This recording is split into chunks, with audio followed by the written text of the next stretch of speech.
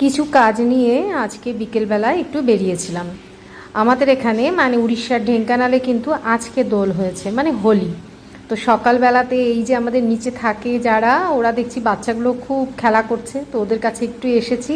খুব মজা করছে দুই ভাই, ওর গায়ে রং মাখাচ্ছে। বেশ ওদেরকে দেখে নিজেদের ছোটোবেলার কথাটাও মনে পড়ছে। পাশের বাড়ি ভদ্রমহিলা দেখলাম এসে ভালো করে বাচ্চাগুলোকে আবির মাখিয়ে দিয়ে যাচ্ছে, আমি ওপর থেকে এগুলো লক্ষ্য করছি। ভালোই লাগছে এগুলো দেখতে। তারপরে যা হয়, ওরা একটুখানি পরে দেখছি আমাদের ওপরে উঠে এসেছে রং দেওয়ার জন্যে। তো ওই পিচকিরির মধ্যে শুধু জল ছিল, রং ছিল না। তো খানিকক্ষণ আমাদের গায়ে, আমার গায়ে ওই জল টল দিয়েই চলে গেল। তো বিকেলে এসেছি কিছু কেনাকাটা করতে। আর দোকানে মানে মলের মধ্যে লোকও নেই, আমার বরই সব জিনিস দেখুন কীরকম চাল ডাল মাপ করে করে নিয়ে নিচ্ছে। তো কেনাকাটা সেরে এবারে এখানে দেখছি ঢেঙ্কানালের এখানে সকালে হয়তো পুজো হয়েছিল।